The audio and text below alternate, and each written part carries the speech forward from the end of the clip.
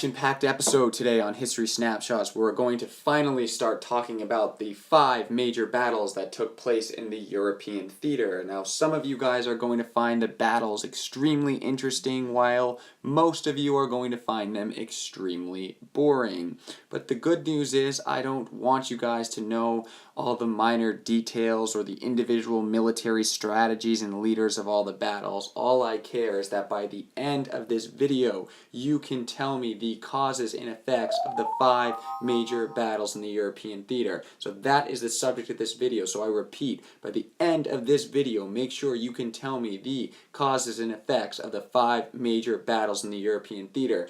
Get ready to take some notes, answer some more questions, and continue learning history. As you guys know, Hitler and the Nazi military were having a ton of success at the start of the war. And this is because from 1939 to 1940, the German army was implementing the military tactic of Blitzkrieg. Blitzkrieg is a fighting style that combines quick movement of troops, tanks, and massive use of air power to support infantry movement. So, using the tactic of Blitzkrieg, the Nazis were able to wipe out Belgium, take over Poland, and they were quickly moving towards France. So, with all this success behind him, Hitler was planning his next move, which was to take over the British. So that's where we're headed next, to look at how Hitler planned to take over Britain.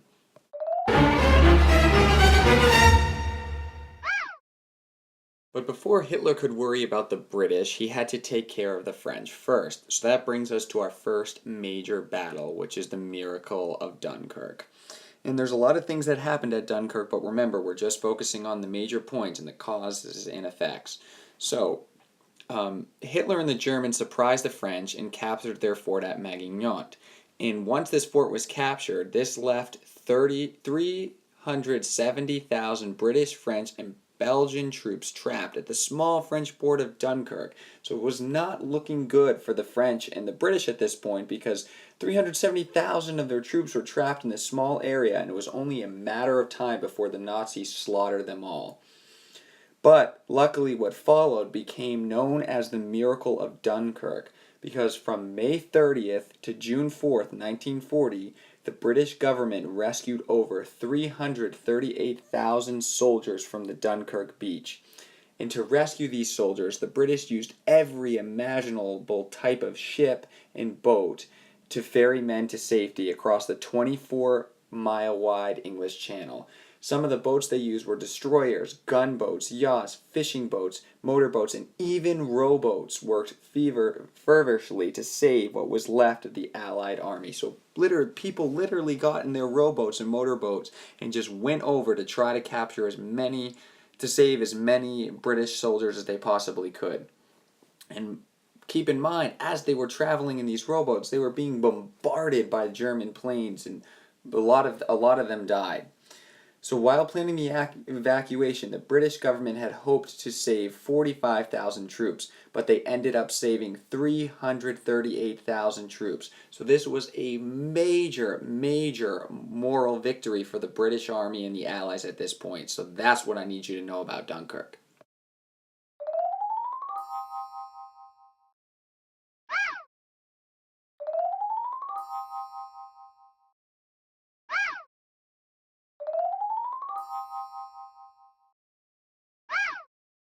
Unfortunately for the Allies, France fell quickly after Dunkirk. So now that Hitler had captured France, he began to focus his attention on Great Britain. But instead of invading Great Britain on the ground like he did all these other countries, Hitler decided he was going to attack the British by air. So Hitler ordered the Luftwaffe, or the German Air Force, to concentrate its efforts on bombing Great Britain's main cities. These German air raids were known as the Blitz. And Hitler believed that continuous attacks on the civilian population would force England to withdraw from the war. From September 7th to the end of October 1940, the Germans bombed London and other cities relentlessly. Though occasional bombing still occurred until May of 1941, the Battle of Britain was considered over in October. So what happened in the Battle of Britain? Estimates take place that the total number of civilians killed during the Battle of Britain was more than 30,000. But the British people never wavered in their determination to remain free. In spite of their suffering and hardships, they refused to give in to Hitler's demands. In the end, the Royal Air Force pilots, which were the British pilots, shot down so many German bombers that Hitler gave up on Great Britain and turned his attention elsewhere. So, despite Hitler's continuous effort to try to bomb the British out of the war, London civilians did not get tired. They continued to fight, and as this poster says, they kept calm and carried on and forced Hitler to focus his attention somewhere else.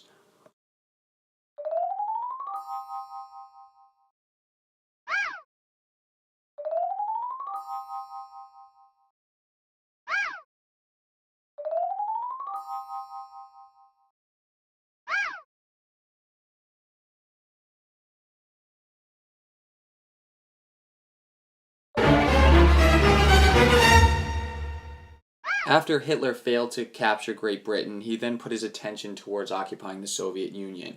And as you guys know, Hitler broke the non-aggression pact that he made with Stalin in 1941 when he invaded the Soviet Union.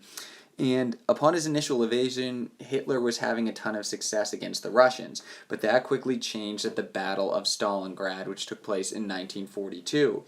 And Hitler couldn't defeat the Soviet army despite being a lot stronger than it because he invaded Russia in the winter.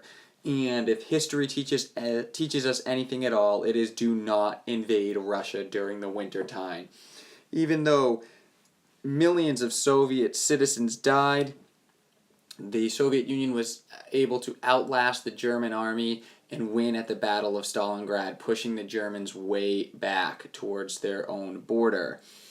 This was a major turning point in the war, and after Hitler had lost so many men at Stalingrad, he basically had no chance of winning in Europe. So make sure you know that Stalingrad was the turning point in the European theater.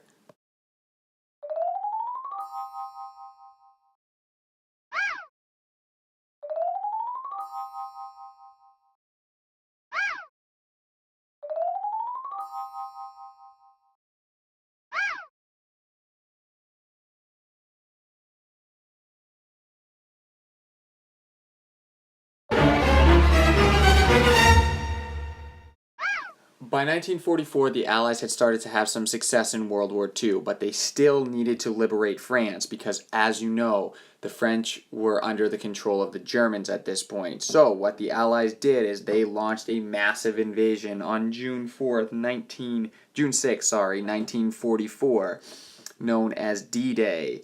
And this invasion was to take place on the beaches of Normandy, and the Allies would hopefully take the beach and eventually push their way to France. So some of the troops that landed on the beaches of D-Day were British, Americans, and also Canadians. Yes, I did say Canadians.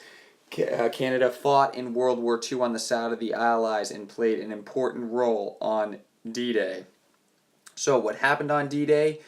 Thousands of troops were left out. Thousands of troops stormed the beaches of Normandy, charging up the hill to try to take the Germans and then eventually push their way to France. And though they suffered heavy losses, slowly but surely the Allies took territory, conquered Normandy, and by August 19th they made their way into Paris and freed the French from the clutches of Germany.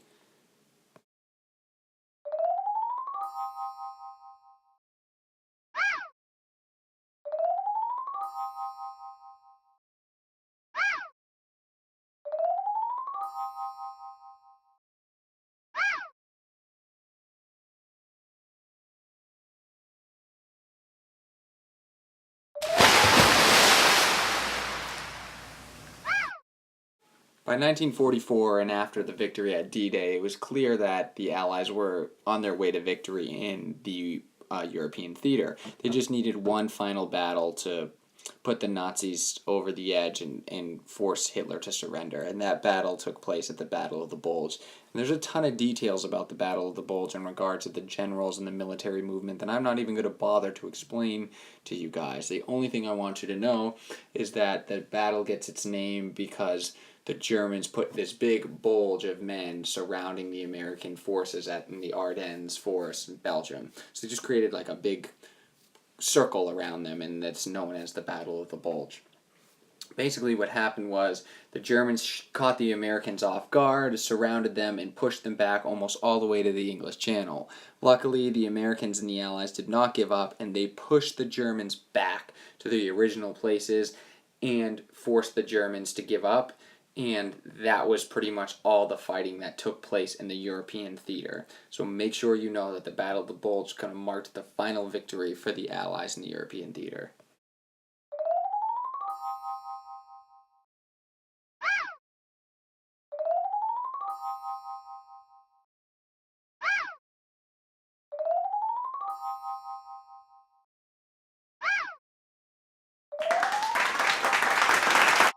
That concludes this episode of History Snapshots, and I know there was a ton of information in this video, but remember, all I want you guys to know are the causes and effects of those 5 major battles.